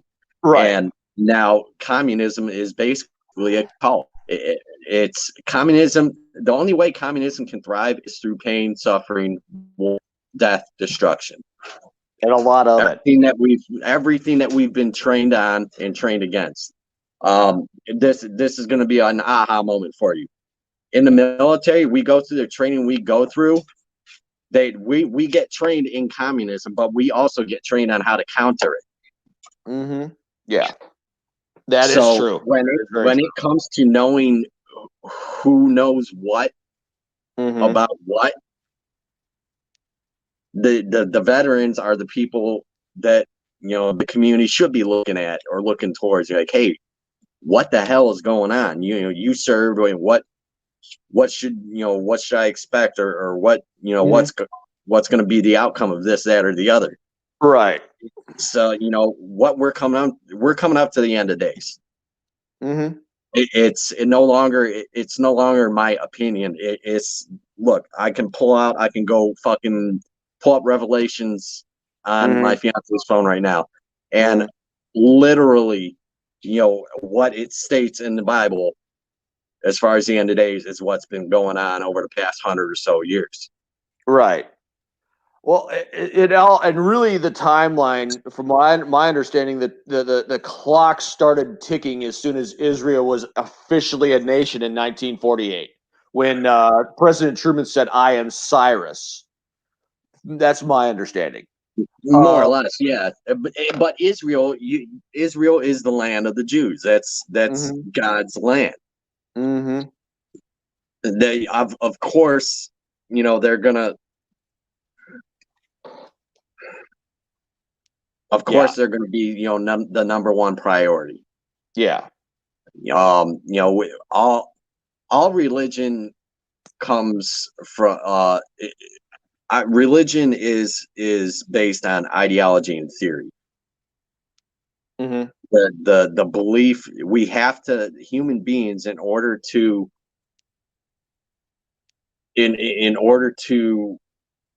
prove that we serve a purpose, that we have a reason for existing, we have to have a belief in a higher being or a group of higher beings. And every major religion throughout history, that has always been the core belief system. I think it's also also, for me, it's the idea that I do not come from a damn fish.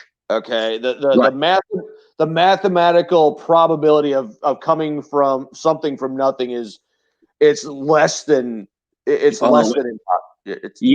We start out as human beings. Yeah, we start out as a group of cells, but the only way that happens is through the process of procreation.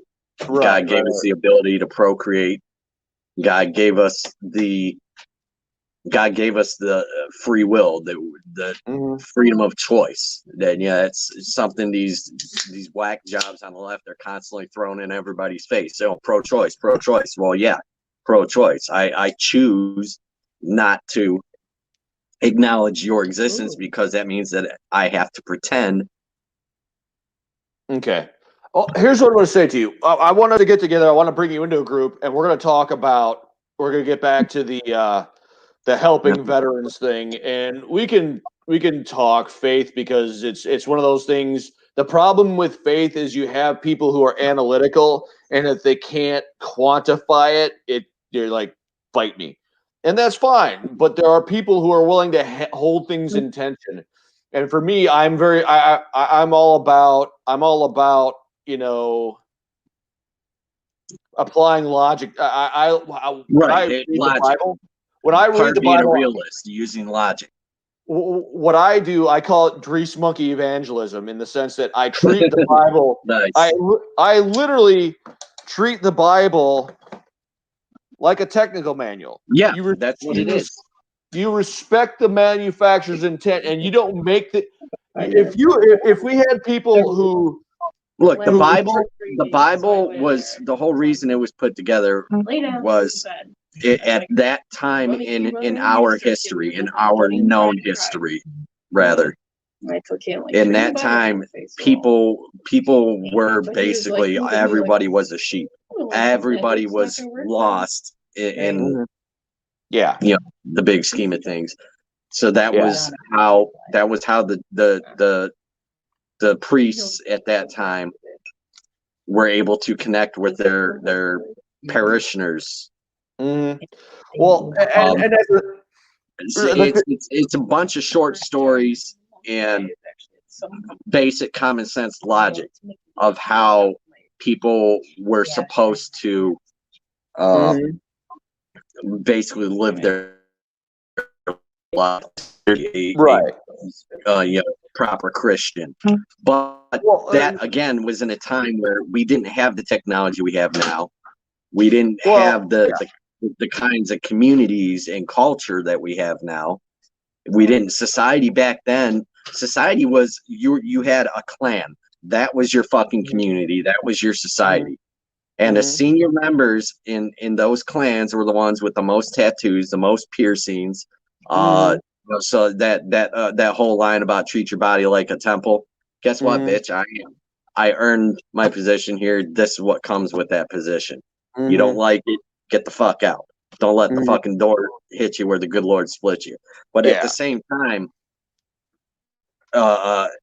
there's a lot, because you have to understand the Bible was translated and retranslated probably to date well over 3,000 times. Well, we'll get into that, Nick. We'll get into that no exact translation for the language that was used back then, because we don't have enough.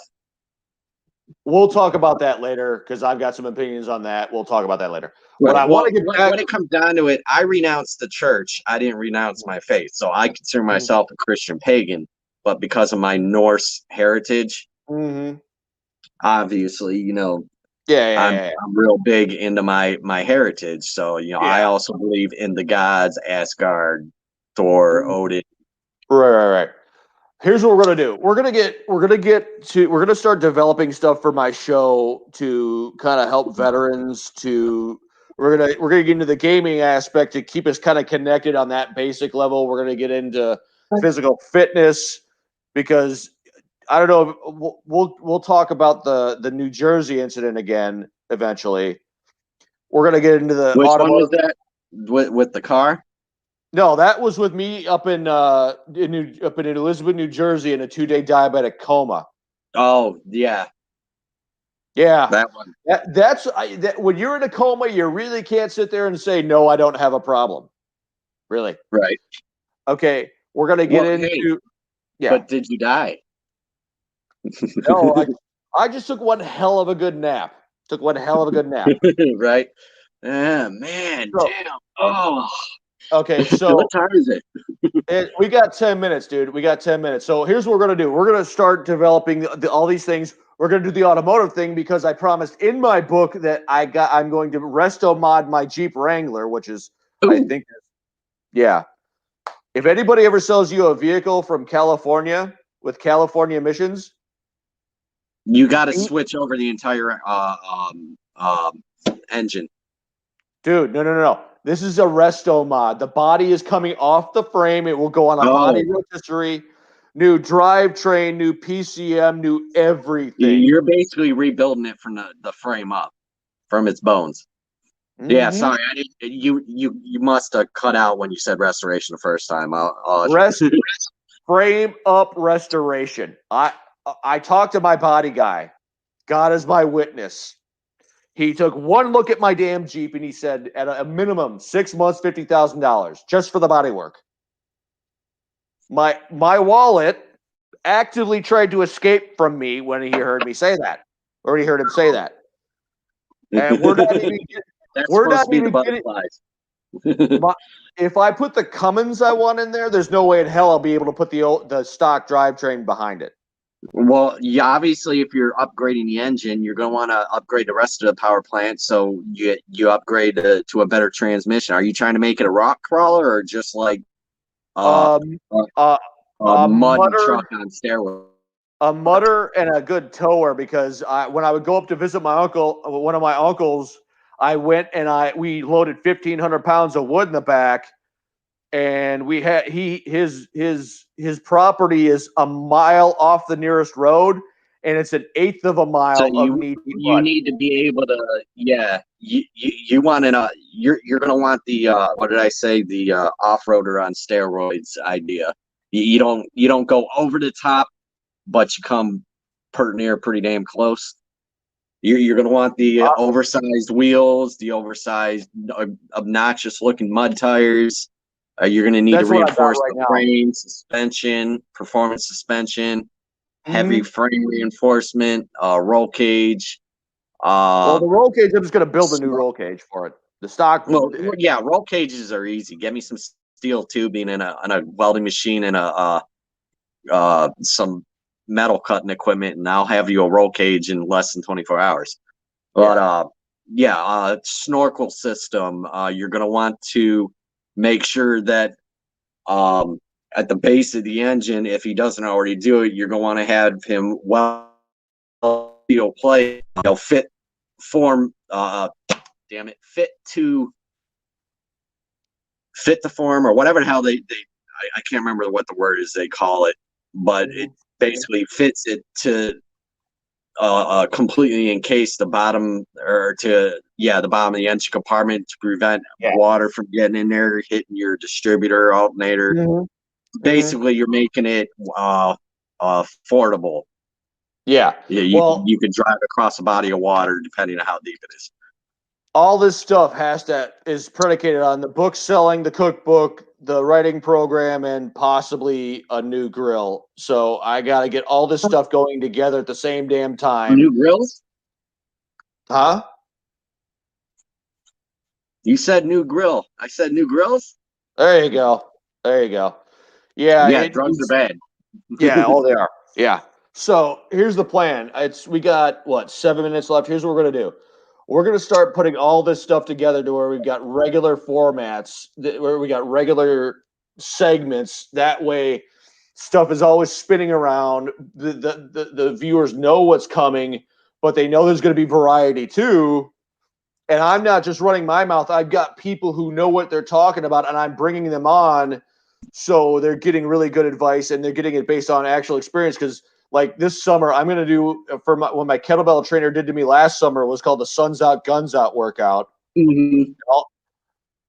If you guys tune in to watch that, and if anything, you guys we're going to start a pool on when this bastard drops dead. Okay.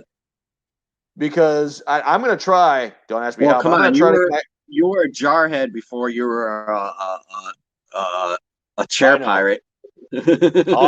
I know. But still, this dude knows P90X. This is P90X on steroids because there's kettlebells involved.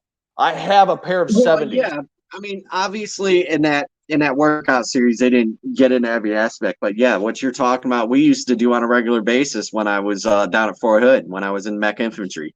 So I'm doing that, and I'm doing I'm also doing the the Clemson football power program.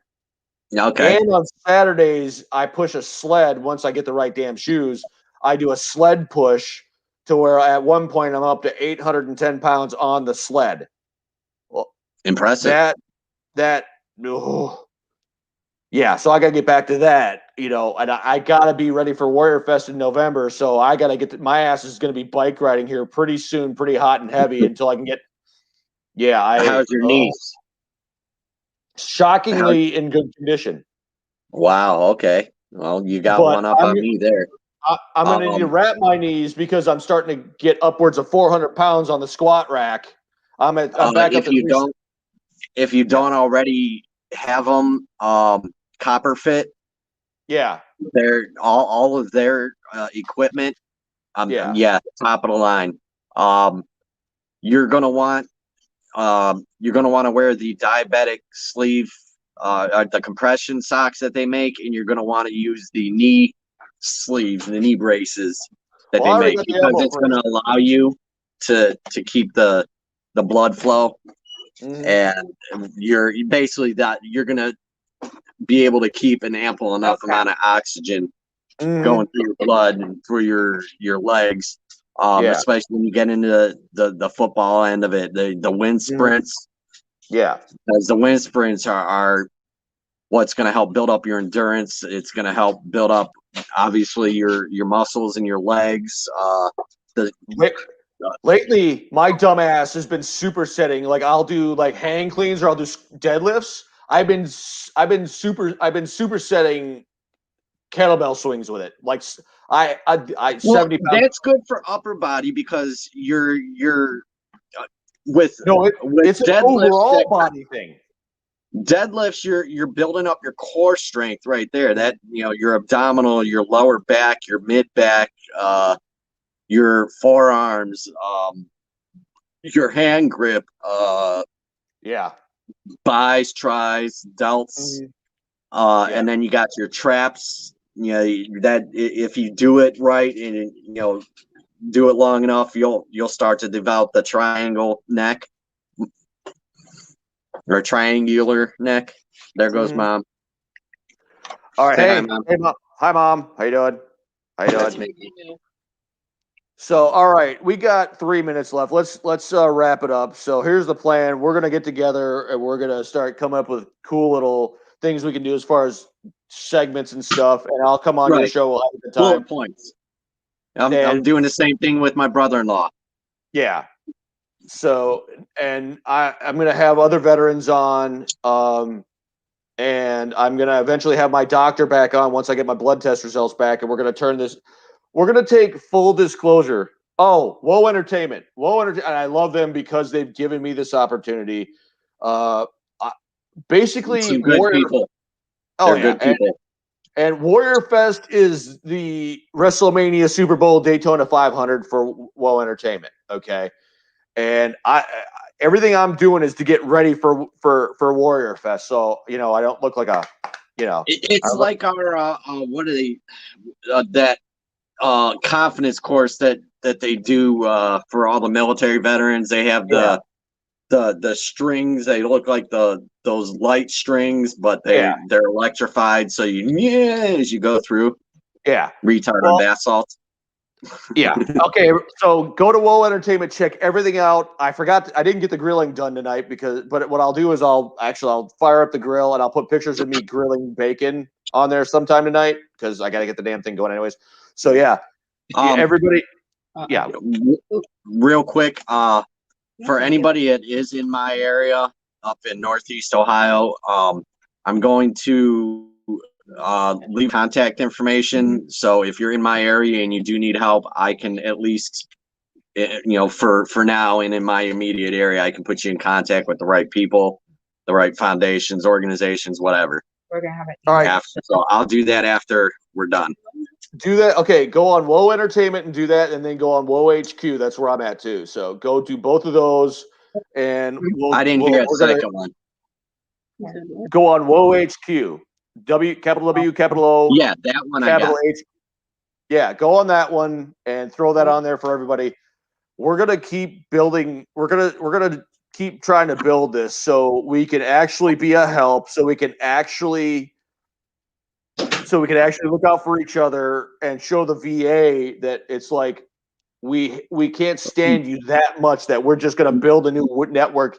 That the only thing you're going to organize in such a it's such a level that when we speak, you hear that booming voice. You hear us all, in sync with each other. Just like when we did our DNC. Yeah. Put them in their place. Accountability. So, all right, we're literally at 2 hours. So, all right, tune in next week. We're going to keep this going. We're going to keep doing this. And I love you all. Some of you hopefully don't want to strangle the shit out of me. And so I'm grateful for that. So, all right, brother, I'll talk at you later. Yes, Peace sir. out. Peace Later. out.